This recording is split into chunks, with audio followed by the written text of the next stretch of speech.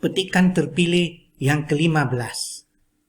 Amalan yang mulia serta nilai-nilai yang murni perlu dipupuk dalam diri seseorang itu sejak kecil lagi. Persis peribahasa, melentur buluh biarlah dari rebungnya. Setiap kesalahan yang dilakukan oleh anak-anak perlu diteguri serta diperbetul, dan ibu bapa tidak patut lokek atau kedekut dalam memberikan pujian kepada anak atas sesuatu kejayaan atau kebaikan yang ditunjukkan. Kita teliti petikan ini. Amalan yang mulia serta nilai-nilai yang murni perlu dipupuk. Dipupuk bermaksud disuburkan dalam diri seseorang itu. Disuburkan, contohnya, jikalau kita hendak menyuburkan tanaman kita pupuk dengan baja. Kita suburkan dengan baja. Amalan yang mulia serta nilai-nilai yang murni perlu dipupuk dalam diri seseorang itu sejak kecil lagi.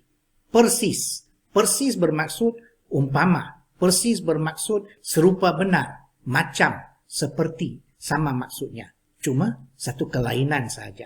Persis peribahasa, umpama peribahasa, ataupun bak peribahasa, melentur buluh biarlah dari rebungnya. Sudah tentulah, jikalau kita hendak membengkokkan ataupun melentur buluh, lebih baik kita melenturnya sejak buluh itu masih rebung. Tengok gambar ini. Ini pokok buluh, sudah keras, tak boleh dibengkokkan lagi.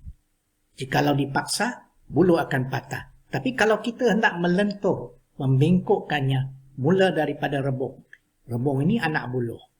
Kadang-kadang, buluh juga dikenali sebagai aur. Jadi peribahasa ini kita boleh menyebutnya sebagai melentur buluh atau melentur aur, biarlah dari rebungnya.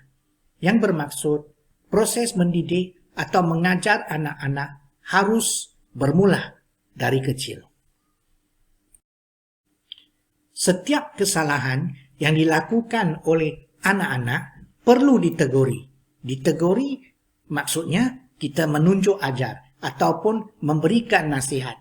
Tegur bermaksud menunjuk ajar. Ada beberapa jenis tegur. Contohnya kita boleh tegur ajar, tegur untuk menasihati, atau tegur sapa. Kita tegur untuk memulakan perbualan mesra, kan?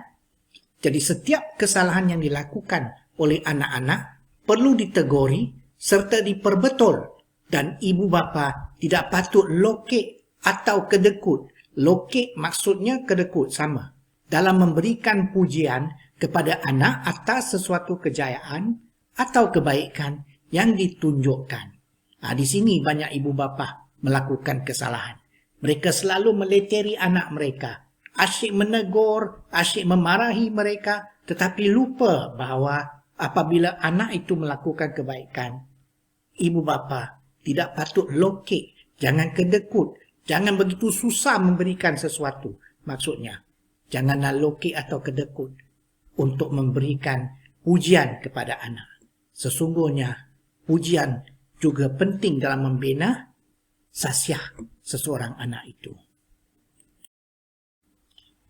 Petikan ini mengingatkan kita bahawa proses pembentukan pribadi seseorang anak itu sebaik-baiknya dimulakan sejak anak itu masih kecil. Dan janganlah kita asyik meneguri mereka sehingga terlupa untuk memuji anak-anak apabila mereka melakukan kebaikan. Kita hayati petikan yang ke-15 ini sekali lagi. Amalan yang mulia serta nilai-nilai yang murni perlu dipupuk dalam diri seseorang anak itu sejak kecil lagi. Persis peribahasa, melentur buluh biarlah dari rebungnya.